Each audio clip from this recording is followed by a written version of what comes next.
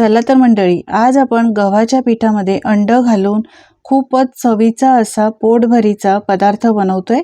हा पदार्थ खूपच पौष्टिक आहे। तुम्ही कधी असं केला नसेल तर माझी खात्री आहे 100% ही रेसिपी बघितल्यावर तुम्ही करणारच। चला तर करायला घेऊयात। यासाठी एक मिक्सिंग बाउल घ्यायचा आहे। यामध्ये घालायचं आपल्याला गव्हाचं पीठ। तर मी अर्धी वाटीला थोडंसं जास्तच घेतलेलं आहे, लहान वाटी आहे। गव्हाचं पीठ चाळून घ्यायचं। तर अर्धी वाटीपेक्षा थोडंसं जास्त असं गव्हाचं पीठ घेतलेलं आहे। आता हे यामध्ये घालूया। गव्हाच्या पिठाऐवजी तुम्ही मैद्याचा वापर सुद्धा करू शकता, पण आपण हा पदार्थ पौष्टिक बनवतोय यासाठी गव्हाच्याच पिठाचा मी इथे वापर केलेला आहे। मोठेच काय पण लहान मुलं सुद्धा आवडीने खातील इतका चवीला हा भारी लागतो। आता इथे मी एक अंड घेतलेला आहे फोडून।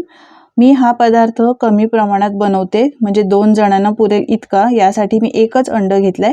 तुम्हाला जर जास्त प्रमाणात बनवायचं असेल तर तुम्ही अजून यामध्ये अंडी घालू शकता, म्हणजे 2 किंवा अजून जास्त घालू शकता आणि गव्हाच्या पिठाचं प्रमाण वाढवू शकता। आता यानंतर अंड यामध्ये घातलाय, फक्त 1 चमचाभर पाणी घातलेलं आहे। आता काही यामध्ये पदार्थ अजून घालूया। तर इथे मी थोडासा बारीक चिरून घेतलेला टोमॅटो घातलाय, अर्धा टोमॅटो चिरून घेतलाय, अर्धा लहान गाजर किसून घेतलाय। यामध्ये तुम्ही तुमच्या आवडीच्या अजून वेगवेगळ्या भाज्या घालू शकता। अर्धाच मी कांदा बारीक चिरून घेतलेला आहे। यानंतर एक हिरवी मिरची बारीक चिरून घेतली आहे। बारीक चिरलेली कोथिंबीर सुद्धा यामध्येच घालायची। यानंतर यामध्ये आपण घालूया काही मसाले। तर पाव चमचा काळी मिरी पावडर, पाव चमचा हळद पावडर आणि हिरवी मिरची घातलेली आहे, यामुळे मी अर्धा चमचा फक्त लाल तिखट घातलेला आहे। चवीप्रमाणे मीठ घालायचं आणि सगळं साहित्य व्यवस्थित फेटून घ्यायचं। आता तुम्ही मुलांना देणार असाल तर यामध्ये तिखट तुम्ही तुमच्या मुलांच्या आवडीप्रमाणे घालू शकता। मिरची मी लहानच घातलेली होती आणि मी मिरची पावडर सुद्धा अर्धा चमचाच घातलेली आहे। सगळं मी मिक्स करून घेतलंय, फेटून घेतलंय। फक्त अजून अर्धा चमचा इथे मी पाणी घातलेलं आहे। तुम्ही पाणीऐवजी इथे अजून एक अंड फोडून घालू शकता, म्हणजे हे असं बॅटर तयार होईल।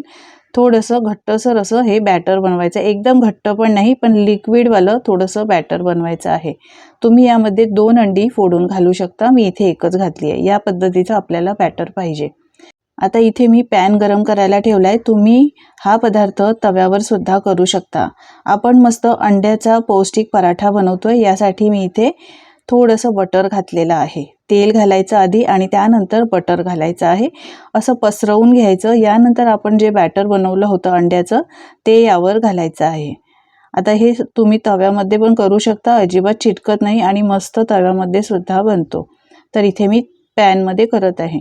बॅटर घातल्यानंतर चांगलं असं व्यवस्थित पसरून घ्यायचं, म्हणजे एकसारखं पसरलं जातं ते व्यवस्थित आणि पराठा चांगला बनतो। यानंतर झाकण ठेवूया आणि 2-3 मिनिटं वाफ काढून घेऊया।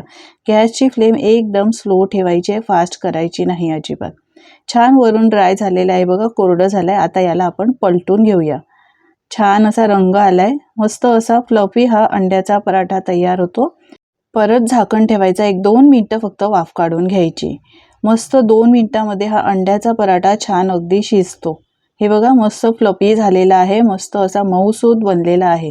थोडंसं टॅप करून घ्यायचं, भाज्या घातल्या आहेत त्यामुळे त्या चांगल्या व्यवस्थित शिजल्या पाहिजे। हे थोडंसं असं फ्लिप करून घ्यायचं आणि थोडं प्रेस करून घ्यायचं। आता मुलांसाठी बनवतो तर यावर थोडंसं चीज किसून घालायचं आहे। भाज्या घालताना मुलांच्या आवडीच्या भाज्या तुम्ही यामध्ये घालू शकता। अशा तर भाज्या खायला मागत नाहीत मुलं, तर असं पराठ्यामध्ये घातल्यावर ते त्यांच्या पोटात सुद्धा भाज्या जातात। आता याला फोल्ड करून घ्यायचं आहे। मस्त असा फ्लफी आपला अंड्याचा पौष्टिक पराठा तयार झालेला आहे।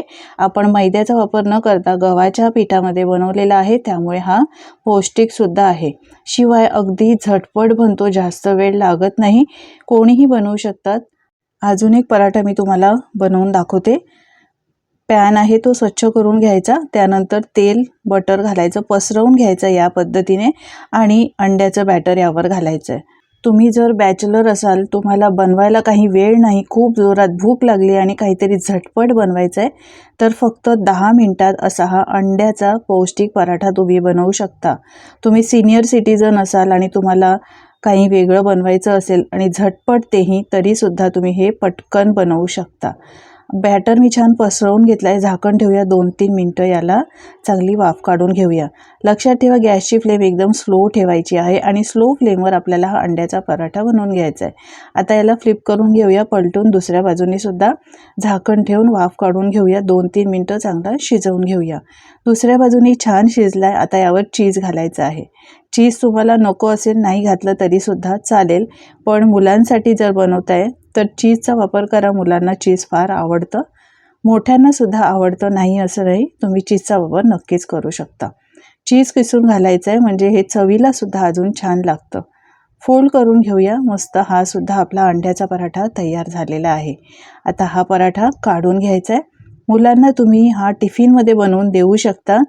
सकाळच्या घाईगडबडीत भाजी चपाती द्यावी लागते किंवा चपाती आणि आमलेट जर देत असाल तर दोन्ही पदार्थ वेगवेगळे न बनवता गव्हाचं पीठ आणि अंड्याचा वापर करून तुम्ही असा हा झटपट बनणारा अंड्याचा आणि गव्हाच्या पिठाचा पौष्टिक पराठा बनवून देऊ शकता.